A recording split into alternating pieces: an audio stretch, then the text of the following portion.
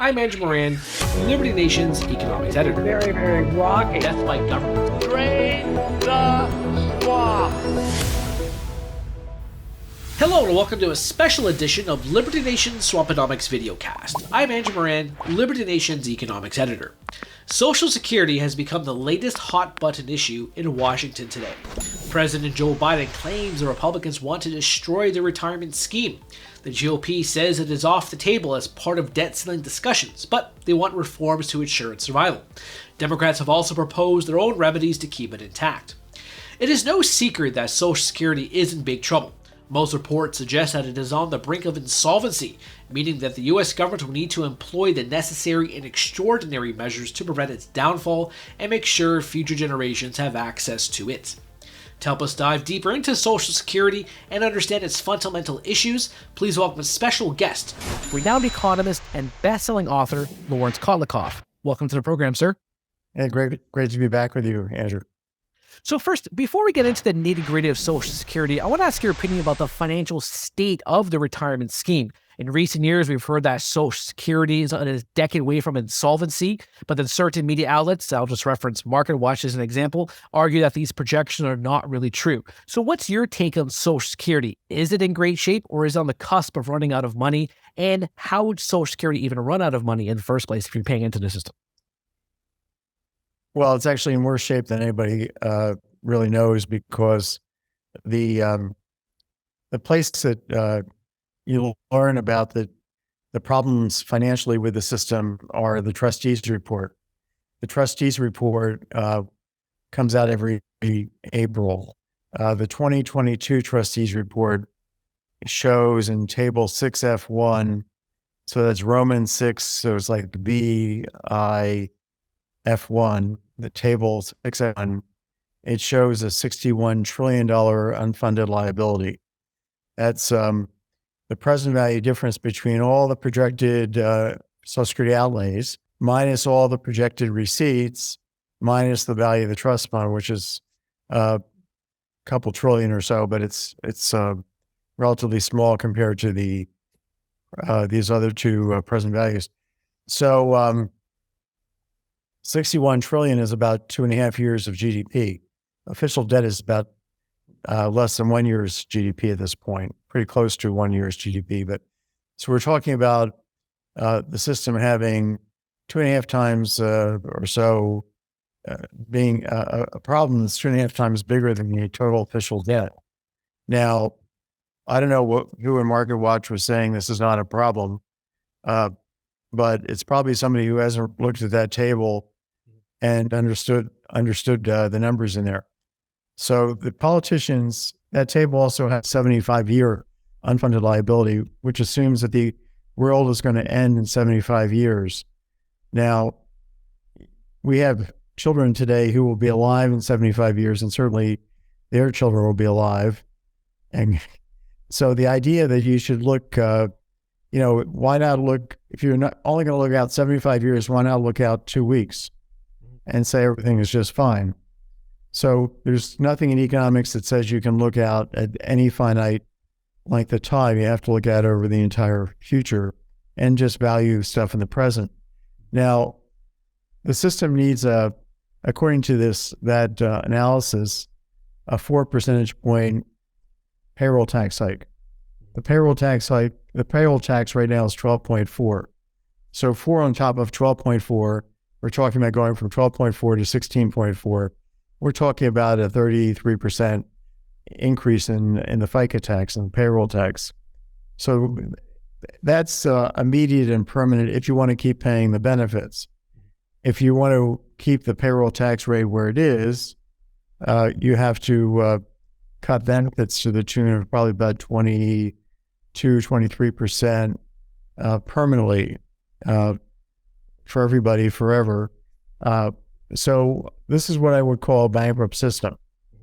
And it's right there in black and white. So there's no disputing that the thing has huge problems. How it's going to get resolved is a separate question, but anybody claims, and then looking at, as people are doing, at the cash flows, at what point will the cash flows be such that the receipts will be less than the outflows. Well, that's going to happen. It's not the big picture.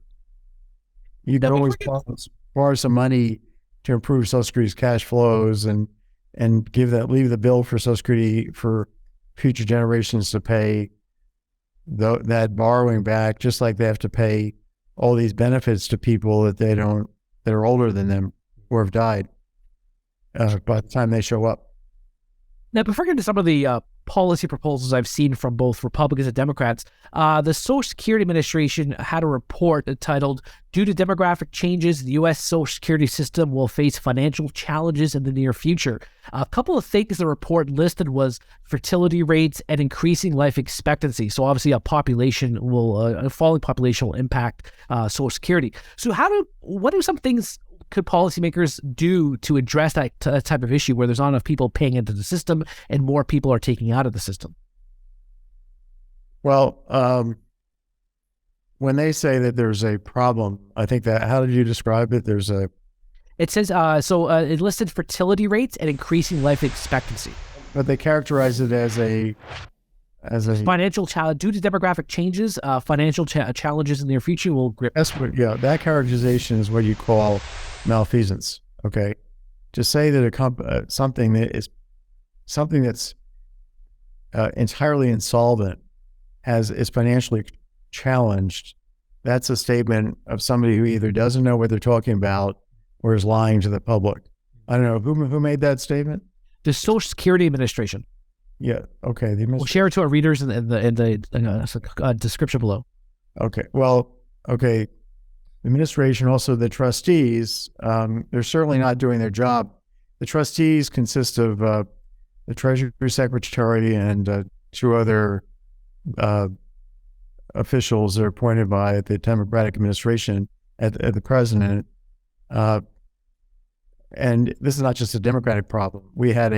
Under Trump, we had a $41 trillion unfunded liability that in the last 2 years, it's gone from 41 to 61. If you look at these reports, because the actuaries have seen changes in their assumptions. So we're not saying, the trustees under Trump and the trustees under Bush and the trustees under Obama and Clinton, they've all ignored the long-term in financial insolvency, and every year it's getting worse. So now how would you fix it? How would I fix it? Well, I wouldn't cut benefits by like a quarter. I wouldn't raise taxes by a third. I would do what I proposed when I ran for president in 2016 as a write-in candidate. And I don't know if you know that. Yes. But okay. So I have on my website, kotlikoff.net, a book that anybody can download. It's called You're Hired. And it has very short proposals how to fix everything. So for Social Security, there's 10 bullets, and it's one page. It's not like a book-long proposal here. It's very simple for people to figure out. But the basic idea would be you freeze the current system in place, and that means you just pay people their accrued benefits. So so I, for example, would continue to get my benefits because I've already retired. Not retired, but I'm already collecting.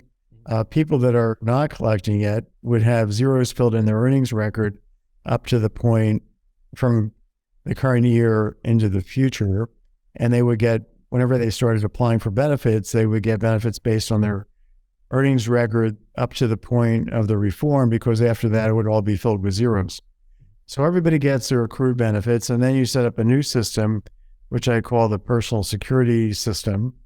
And the way this works is everyone contributes 10% of their pay to their individual account. This does not go through Wall Street. It goes through my laptop, because this can be run by a single laptop for a reason I'll explain.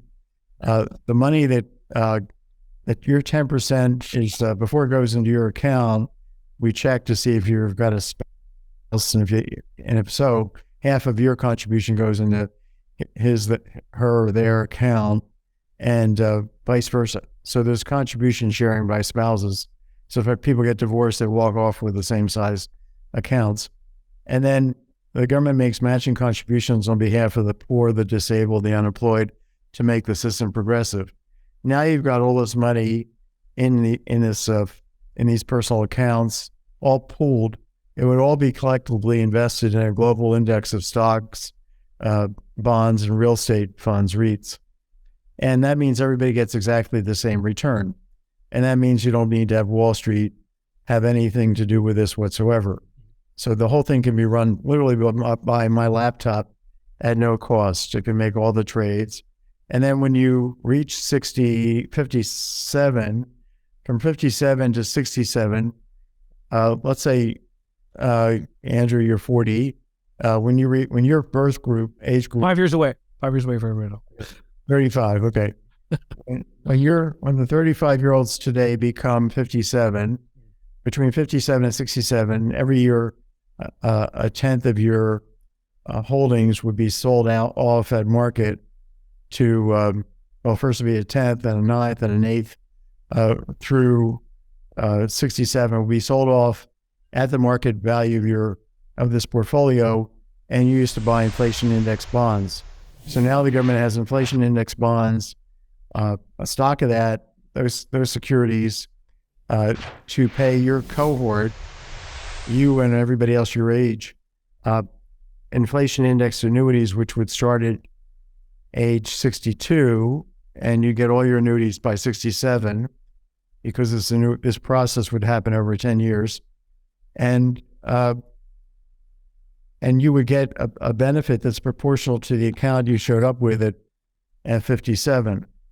So that, if you put in more money, you get a higher benefit, proportionally higher. Now we have a fully funded system. It's dealing with longevity risk. It's dealing with spousal benefits because the contributions are split. Everybody's getting exactly the same return. The government would also guarantee a zero real return on this global portfolio, so that if you reached age 57 and you didn't have at least what you put in adjusted for inflation, the government would make up the difference.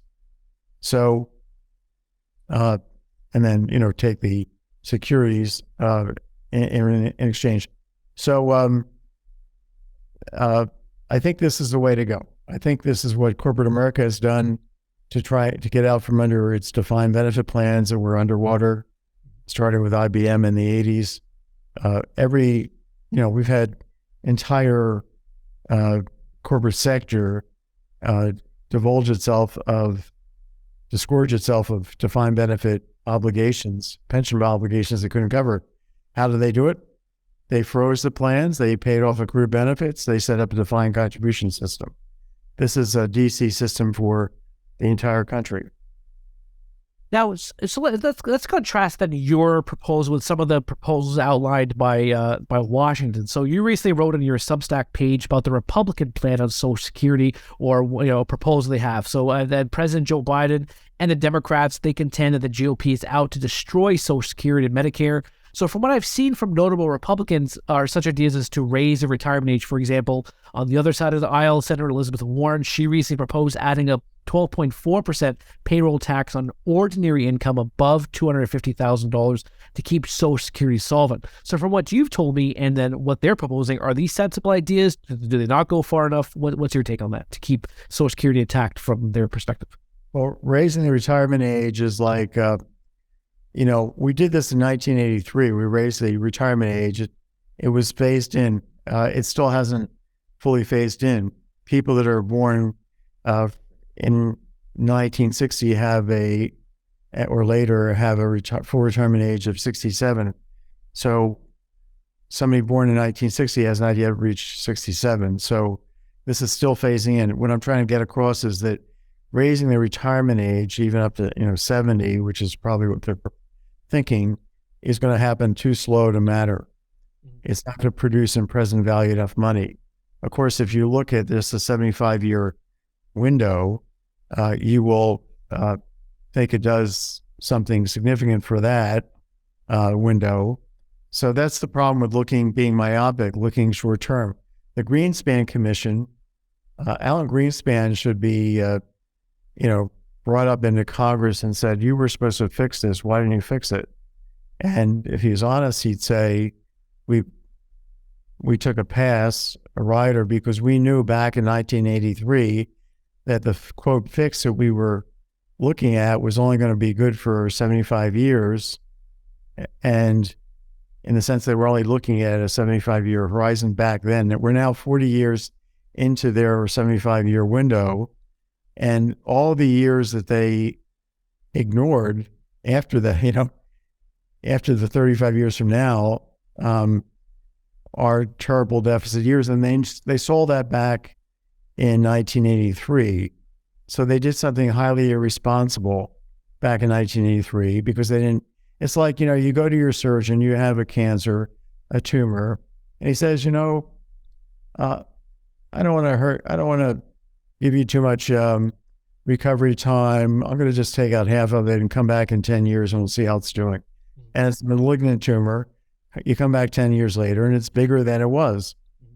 And then he says, well, we'll do it again. We'll take out half, and you come back and now you've got an even bigger tumor and it's impinging on an organ. And he says, you've got 3 months left to live. That's the kind of way we're dealing with Social Security and our entire fiscal enterprise. The whole system, Social Security is just part of an entire fiscal enterprise. I discussed that at larrykotlikoff.substack.com. As you mentioned, anybody can go there and get a free subscription and look at the column that talks about, the fact we have a fiscal gap, which is if you look at all the programs we've got, take all their outlays, all their receipts, and deal with any official debt and assets, you've got a fiscal gap that equals basically 8% of GDP forever in the U.S. So we can either raise every single federal tax by not 33%, but by 47% immediately and permanently, or cut every outlay by about a third immediately and permanently to achieve balance. So we have a terrible long-term problem. So we have to fix things one by one, but we have to do it in very intelligent ways so that we don't just shoot ourselves in the head. And Elizabeth Warren's proposal, if I'm making $250,000, I'm pretty productive, and I'm already probably in about a 55% tax bracket. She would put people into basically a 7% tax bracket for working. And that would leave them probably to stop working or leave the country at some point, just work offshore, do something. So this is the only other people in such high tax brackets are a fair number of the poor. And look how hard, we got lots of people who are very poor because they're not working, because it doesn't make any sense for them to work, because they lose so much money, 70 cents more, 100, they could lose 1,000% on the dollar because they could lose Medicaid benefits and food stamps, and they're earning a tax credit and child tax credits, you name it, okay? So we cannot reform our fiscal system in a way that makes our terrible work disincentives worse, which is what Warren's talking about. Now, before I let you go, you also wrote in another Substack article, every Social Security recipient should live in fear of having past benefits clawed back. So could you dive deeper to what you're talking about here, and how could this happen, and how often does it occur from what you've seen? Okay, so you go to Social Security, and I just tell you about a lady named Diane, who contacted me over the weekend. She worked for the school system in Illinois. So she was in some non-covered employment. Then she also worked herself in covered employment, covered by Social Security. And she had a husband who worked in covered employment. He dies when she's 67. She goes, the undertaker tells her to go to Social Security and collect her widow's benefits. She knew nothing about widow's benefits. She goes to Social Security with all the documents. They proceed to give her a certain amount of benefits per month. That's pretty substantial. She proceeds to retire. And then 4 years later, they send her a bill for $88,000. And we made a mistake and we overpaid you for 4 years and you owe us $88,000. And by the way, if we don't receive that money by the end of the month, we're going to stop sending you any checks until you repay it by foregoing your own Social Security benefit for the rest of your life, basically. Now, she gave up working because she thought she had this extra income. Had she known that they had made a mistake, that she wasn't eligible for this money, and the reason she wasn't eligible is because of what's called the government pension offset provision. So I don't know exactly what mistake they made, but they probably screwed up the calculation. They may not have asked her about her Illinois state pension, teacher's pension. And so everybody who's collecting is in danger of their having made a mistake and having paid benefits for years and then getting a letter saying, you owe us money. I've heard a disabled lady I know got a callback letter for $300,000 for a completely, she becomes disabled, she applies for disability, she then writes a children's book, it becomes a bestseller, she'd never written a book in her life, to her surprise. She gets royalties, she calls up Social Security every year, hey, can I still get disability benefits? I'm getting these royalties. They say, it's royalty income, it's not earned income, don't worry about it. But she happened to give a couple talks at libraries to discuss her book. And somehow the library probably paid her expenses.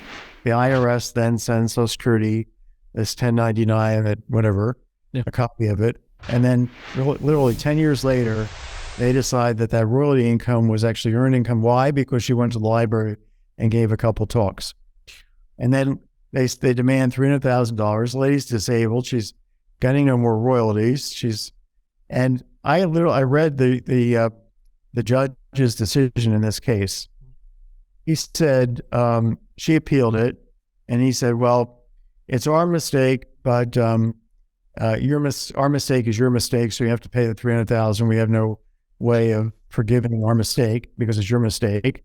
But what we can do is look at whether or not you're poor. The lady's dirt poor. She's just living on basically the disability, Social Security. And the judge says, let me look at your cable plan. And I'm reading this in his judgment. And he says, I looked at your cable plan.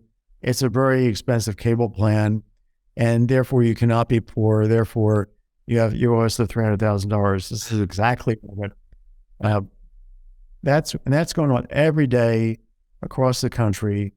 And then you may also be getting underpaid. And a lot of the calculations that they're making are by hand because they're complicated. So their computer systems are not up to snuff. And the staff are also making, just while they make mistakes. So you can be underpaid or overpaid. We do have in my company, I have a software company, we have a $39 program called MaximizeMySocialSecurity.com, MaximizeMySocialSecurity.com. For $39, almost everybody can figure out whether they're getting paid the right amount running that program. And I would double check because I wouldn't be able to sleep well without knowing I'm getting the right amount. So just before I let you go, what kind of preventative measures can you take? I mean, they sound like just it was a clerical error, and then 10 years later, then they say, okay, we made a mistake. But was there anything you could do in advance? I mean, as opposed to just keep checking in with Social Security Administration? What do you think? Well, I would say anybody who hasn't taken benefits or should run our program because the program will say what to do, give suggestions as to what to do, and if you say, look, don't ask Social Security any questions, just say, do this. Okay. And you will be, at least we haven't found any bugs in our program. We can't guarantee that our program's perfect, but we've been in the business for 30 years. And and we would have asked Diane in our program, are you getting a pension or do you have a 403B from non-covered employment? And if you run the program correctly, then we're going to apply the GPO, the government pension offset, correctly. And you'll know, here's the check you should be getting, not something twice or three times higher, whatever. So the only way to get this right, and it may sound like it's self-serving because I'm advertising my own company's product, but I just want to be clear to the listeners. I have run this company for 30 years. I don't take a salary. Never have. Okay. We keep the price low to help people. I get paid well enough. I'm from Boston University and other work I do. So I'm not out this personally to enrich myself. And for $39, you can sleep. Okay. You have to worry about getting a check that's the wrong amount and then getting a bill 3, 5, 10 years later. I mean, I've seen Social Security go after 8-year-olds. So literally, this is a case. I wrote about it on my website, Kotlikoff.net. You can see it. This was a child whose mom and dad were separated, and the dad was the kid was getting some kind of a check because I think the dad was disabled, and the dad was keeping the check, and then the mom passed away, and her cousin, who's a policewoman in Florida, gets benefits for this, survivor benefits for the child. And then Social Security somehow decides that he's getting paid too much because the dad's receiving money that he's keeping of the kids. And they literally sue the kid, the 8-year-old, formally. They send a demand letter, a callback letter to the kid. And then she calls me, and I was able to get in touch with somebody at Social Security. And this made the news down there in Florida. So they're suing disabled people. This lady, Diane, when she got this notice, it was a month after she had had triple bypass surgery. She'd had a heart attack, has surgery. A month later, she gets a bill in the mail for $88,000. And she would never have retired had she known this. That's what she told me. So if you need any content ideas, I guess the best article you could write in the future would be the top 10 bloopers and blunders by the Social Security Administration. All right, so on that note, I'd like to thank Mr. Kotlikoff for appearing on Swamponomics TV. It has been a great pleasure and a real great insight into the world of Social Security. Thank you again, sir. Yeah, my pleasure, Andrew. Indeed, Social Security faces a myriad of challenges, from running out of cash to dealing with a population decline. So far, what we know is that the GOP has suggested raising the eligibility age. Former President Donald Trump doesn't want to touch the issue, and the Democrats want to raise taxes. Will any of these work? After years of inaction, it could be high noon for Social Security. That's it for me this week. Please read my full Swamponomics column on the pages of LibertyNation.com and check out my previous interviews with Ron Paul, Stephen Moore, and Carol Roth, and many, many more. Thank you. Entertaining, informative, and just plain fun. Watch Liberty Nation's The Conservative 5. Produced by conservatives for conservatives. C5's The Left Free Zone. Hosted by Liberty Nation's Lisa K. Donner. Joined by a raucous, irreverent panel of authors. Deconstructing leftist narratives. Debating the hot topics. And remembering to laugh. Join the official conservative safe space. You only did that to piss Jeff off. Liberty Nation's The Conservative 5. I'm Andrew Moran, Liberty Nation's economics editor. Very, very rocky. Death by government. Drain the